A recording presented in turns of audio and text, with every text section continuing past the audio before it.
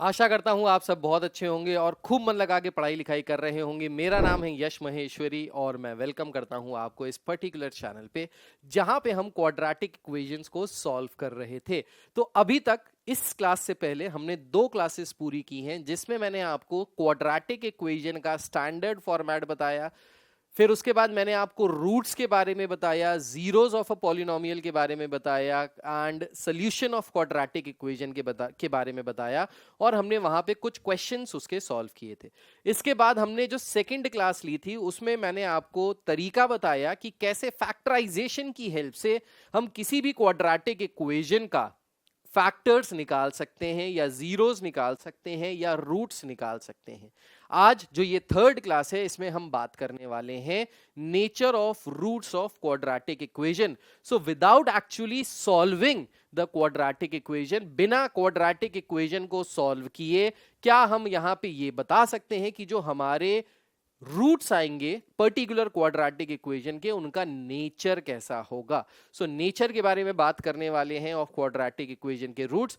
बहुत important topic है, ध्यान से देखिएगा। सो नेचर ऑफ रूट्स में हम इस नेचर ऑफ रूट्स में जो हमारी स्टैंडर्ड क्वाड्रेटिक इक्वेशन होती है वो होती है ax square plus bx plus C is equals to 0, ये होती है, राइट। तो यहां से हम without actually finding the roots, बिना रूट्स को फाइंड आउट किए हम कैसे क्वाड्रेटिक इक्वेशन के नेचर, रूट्स के नेचर के बारे में बता सकते हैं। देखिए भाई, आपको पता है ना, जब शादी वादी हो रही होती है, लड़का लड़की से मिलने जाता है तो शादी से पहले लड़के को लड़की से मिलवाया जाता है। अरेंज मैरिज में नॉर्मली ऐसा होता है। तो ऐसा क्यों करते हैं? ताकि वो एक दूसरे के नेचर को समझ जाए, राइट। तो शादी करने के बाद कोई बवाल ना हो जाए, कोई बवंडर ना हो जाए, लड़ाइयां ना हो जाए, इसलिए पहले वो लोग एक दूसरे से बात करते हैं, थोड़ा सा घूमते फिरते हैं ताकि उनको नेचर के बारे में पता चल जाए। और अगर नेचर मैच हो रहा होता है तभी हम उसको परफेक्ट मैच कह के हम आगे प्रोसीड करते हैं शादी के लिए। अब शादी के लिए आप लोगों के लिए बहुत सारी अभी टाइम बचा हुआ है तो उसके लिए टेंशन ना लीजिए। अभी हम लोगों को लड़की और लड़के के नेचर के बारे में बात नहीं करनी, हमको बात करनी है रूट्स के नेचर के बारे में कि रूट्स का नेचर कैसा है। तो विदाउट एक्चुअली शादी कराए बिना, without actually finding the roots, हम इनके नेचर के बारे में जान सकते हैं। कैसे जान सकते हैं, समझते हैं। सो ये जो हमारी क्वाड्रेटिक इक्वेशन है which is in the form of ax square plus bx plus C, इसमें अगर हम एक चीज फाइंड करें जिसको हम कहते हैं d which is equals to b square minus 4ac, तो अगर हम ये एक पर्टिकुलर वैल्यू फाइंड आउट कर ले तो इस पर्टिकुलर वैल्यू से हम आराम से नेचर ऑफ रूट्स के बारे में बता सकते हैं। ये जो पर्टिकुलर वैल्यू है बी स्क्वायर माइनस 4ac, इसको हम लोग डिस्क्रिमिनेंट बोलते हैं मैथमेटिक्स की लैंग्वेज में। So this is the discriminant. अब समझिएगा, जब ये डिस्क्रिमिनेंट की वैल्यू ग्रेटर देन 0 हो, या जब डिस्क्रिमिनेंट की वैल्यू इक्वल टू 0 हो, या जब डिस्क्रिमिनेंट की वैल्यू लेस देन 0 हो, ये 3 केसेस बनते हैं। 3 केसेस का मतलब क्या है?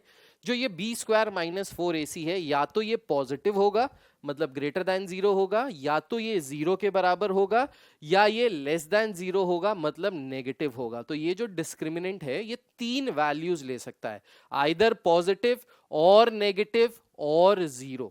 इन तीनों वैल्यूज से अगर हम इस डिस्क्रिमिनेंट की ये तीनों वैल्यूज फाइंड आउट कर लें तो इन तीनों वैल्यूज से हम आराम से नेचर ऑफ द रूट्स के बारे में सब कुछ बता सकते हैं। कैसे बता सकते हैं, देखिए। सो अगर डिस्क्रिमिनेंट ग्रेटर देन 0 है, बी स्क्वायर माइनस 4ac अगर ग्रेटर देन 0 है, तो इस पर्टिकुलर केस में जो आपके रूट्स होंगे वो होंगे रियल एंड डिस्टिंक्ट। डिस्टिंक्ट का मतलब हो गया यहां से अनइक्वल, रियल एंड अनइक्वल। तो यहां पे जब भी किसी भी क्वाड्रेटिक इक्वेशन में डिस्क्रिमिनेंट की वैल्यू 0 से बड़ी आएगी तो जो रूट्स होंगे वो डिस्टिंक्ट होंगे, मतलब रियल होंगे, रियल नंबर के फॉर्म में होंगे। नेगेटिव भी हो सकते हैं, पॉजिटिव भी हो सकते हैं, फ्रैक्शन भी हो सकते हैं, इंटीजर भी हो सकते हैं, रियल नंबर के फॉर्म में होंगे और अनइक्वल होंगे। Whereas जब डिस्क्रिमिनेंट की value B square minus 4ac जब ये 0 के बराबर होगा, तब आपके जो रूट्स होंगे वो रियल एंड इक्वल होंगे। रियल एंड इक्वल का मतलब है दोनों के दोनों रूट्स बराबर आएंगे और रियल नंबर के फॉर्म में आएंगे। Negative, positive, integer, fraction, decimal कुछ भी होंगे लेकिन दोनों बराबर होंगे। और थर्ड कंडीशन है जब डिस्क्रिमिनेंट लेस देन जीरो है, जब डिस्क्रिमिनेंट की वैल्यू नेगेटिव है, तो उस पर्टिकुलर केस में जो आपके रूट्स होंगे, रूट्स आर इमेजिनरी, जो रूट्स यहां पे आ जाएंगे वो इमेजिनरी आ जाएंगे, या फिर हम उसको कहते हैं अनरियल, रूट्स रियल नहीं होंगे।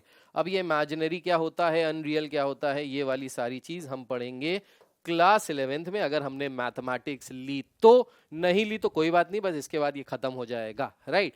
सो डिस्क्रिमिनेंट की वैल्यू अगर लेस देन जीरो है तो हमारे रूट्स रियल नहीं होते हैं, इमेजिनरी होते हैं। रियल नहीं होते का मतलब क्या है, ये 11th में पढ़ोगे। इमेजिनरी क्या होता है, ये 11th में पढ़ोगे। सो बेसिकली तीन कंडीशंस यहां से निकली नेचर ऑफ रूट से, कि अगर बी स्क्वायर माइनस 4ac मतलब डिस्क्रिमिनेंट की value, if this is greater than zero roots are real and distinct, if it is equals to zero roots are real and equal, and if it is less than zero roots are imaginary and unreal, या तो imaginary है या unreal है, इन दोनों में से कुछ भी चीज कह सकते हैं। अब इसके बेसिस पे क्वेश्चंस कैसे पूछे जाते हैं, कुछ क्वेश्चंस की प्रैक्टिस कर लेते हैं तो हमको और अच्छे से आइडिया हो जाएगा कि किस तरीके के क्वेश्चंस यहां से आएंगे। तो क्वेश्चन हमारा फर्स्ट कह रहा है without solving comment upon the nature of roots of each of the following equation. तो बिना सॉल्व किए नेचर ऑफ रूट्स के बारे में बताना है। तो फर्स्ट इक्वेशन जो है इसके नेचर ऑफ रूट्स के बारे में बताना है। अब नेचर ऑफ रूट्स के बारे में बताने से पहले सबसे पहले हमको इसको किससे कंपेयर करना पड़ेगा, with the standard quadratic equation which is ax square plus bx plus c is equals to 0। इससे तो अगर इसको ax square plus bx plus c से देखा जाए तो a की वैल्यू कितनी यहां से 7, b की वैल्यू कितनी यहां से -9, c की वैल्यू कितनी यहां से 2।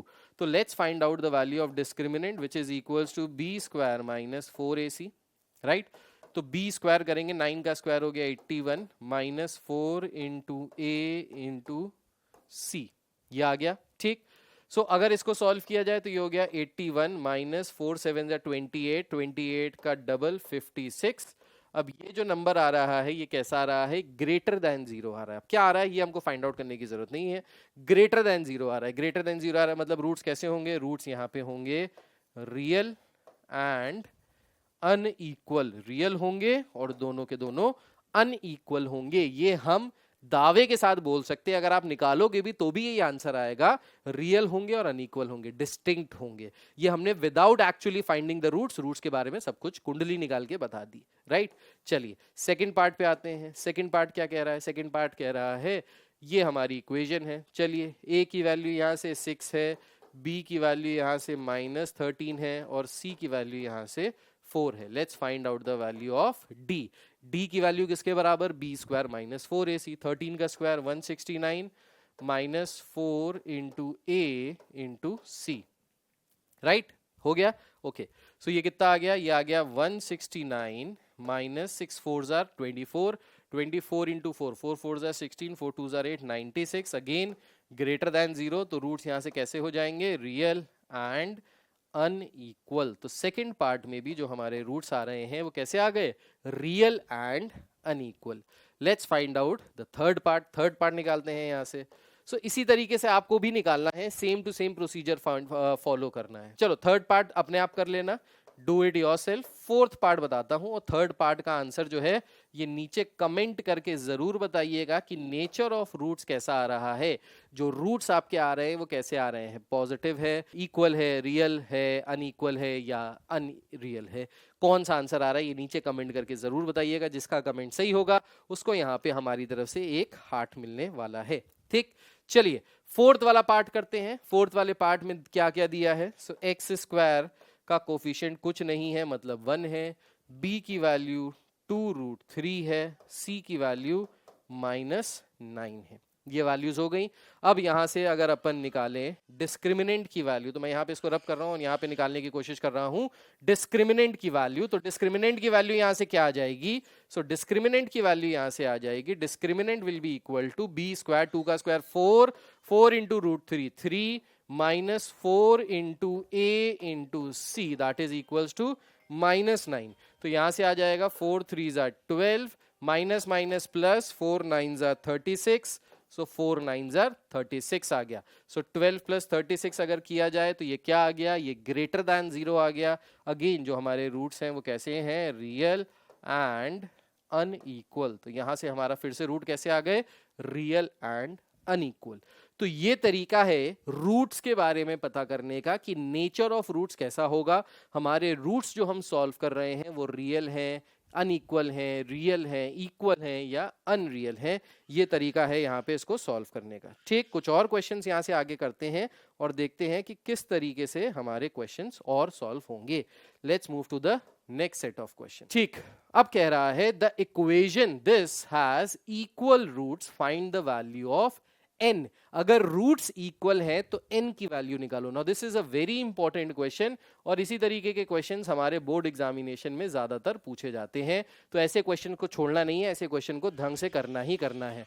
क्या कह रहा है ये क्वेश्चन? तो ये क्वेश्चन कह रहा है the equation 3x square minus 12x plus n minus 5 is equal to 0 has equal roots, तो find the value of n। अब इक्वल रूट्स का मतलब क्या है? डिस्क्रिमिनेंट की वैल्यू किसके बराबर आएगी? 0 के बराबर आएगी। अब डिस्क्रिमिनेंट की वैल्यू 0 के बराबर कब आएगी? सो डिस्क्रिमिनेंट की वैल्यू 0 के बराबर तब आती है जब रूट्स इक्वल होते हैं। अब डिस्क्रिमिनेंट की वैल्यू निकालने के लिए यहां पे अगर हम इसको स्टैंडर्ड इक्वेशन से कंपेयर करें तो स्टैंडर्ड इक्वेशन में a की वैल्यू आ गई 3, b की वैल्यू आ गई -12 और c की वैल्यू आ गई n माइनस 5। ये ABC की वैल्यू आ गई। अब इस वैल्यू से हम निकाल लेते हैं डिस्क्रिमिनेंट की वैल्यू। सो b स्क्वायर यानी 144 minus 4 into a into c and this will be equal to 0। क्यों 0? क्योंकि रूट्स तभी इक्वल आते हैं जब डिस्क्रिमिनेंट 0 के बराबर होता है, राइट। सो यहां से अगर इसको सॉल्व करेंगे तो ये हो गया 144 minus 4 3 12 times n minus 5 is equals to 0। So 144 is equals to 12 times n minus 5. So यहाँ से इस 12 को डिवाइड किया, so n minus 5 is equals to 12.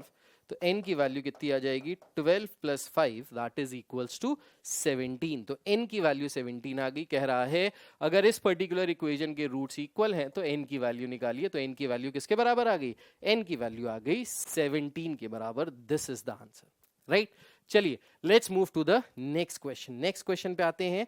Next question कह रहा है find the value of k for which the equation has distinct and real roots. Again distinct and real roots कब आते हैं? जब d की वैल्यू ग्रेटर देन 0 होता है। चलिए इस क्वेश्चन को सॉल्व करते हैं। सो सेकंड वाला जो पार्ट दिया है इसको सॉल्व करने से पहले मैं इसको रब कर दूंगा। Kindly please pause the video, note this down if you want to note down and then we are moving to the next set of question. तो नेक्स्ट क्वेश्चन पे जब हम लोग मूव करते हैं तो नेक्स्ट क्वेश्चन क्या है इसके बारे में देखते हैं और इसको यहाँ पे सॉल्व करते हैं।